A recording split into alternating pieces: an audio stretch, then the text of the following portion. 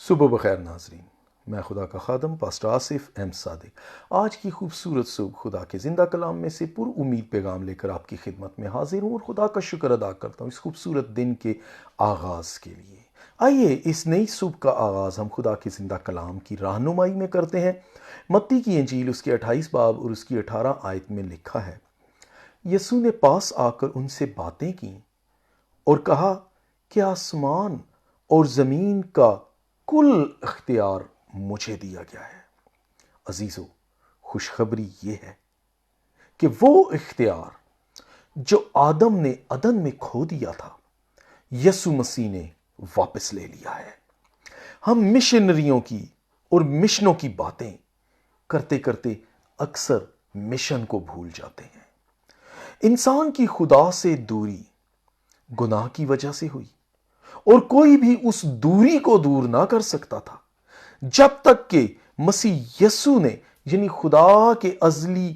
بیٹے نے مداخلت نہ کی۔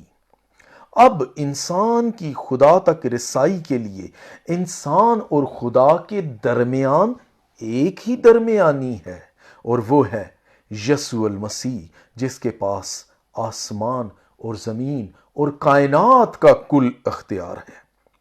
لیکن افسوس کہ انسان کی گناہ آلودہ فطرت اکثر موقع پا کر بہت سے انسانوں کو فریب دیتی ہے اور انسان کے لیے انسان ہی کو خدا بنا دیتا ہے، اور یوں انسان خدا کے مشن کو بھول کر اپنی ذات کی تسکین میں کھو جاتا ہے۔ لیکن یوحنا اپنے پہلے خط کے 3 باب کی 8ویں آیت میں بڑا واضح یہ اعلان کرتے ہیں کہ خدا کا بیٹا اسی لیے ظاہر ہوا تھا کہ ابلیس کے کاموں کو مٹائے۔ اب ہمیں اس بات پر بھروسہ کرنے کی ضرورت ہے کہ یسوع مسیح ہمیں پوری نجات دے سکتا ہے، اور اس نے وعدہ کر دیا ہے کہ دیکھو، میں دنیا کے آخر تک ہمیشہ تمہارے ساتھ ہوں۔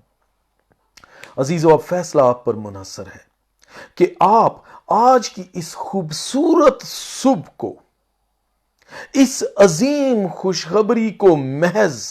کسی خاص وقت، کسی خاص جگہ یا فرقے کے لیے سمجھ کر ضائع کر دیتے ہیں،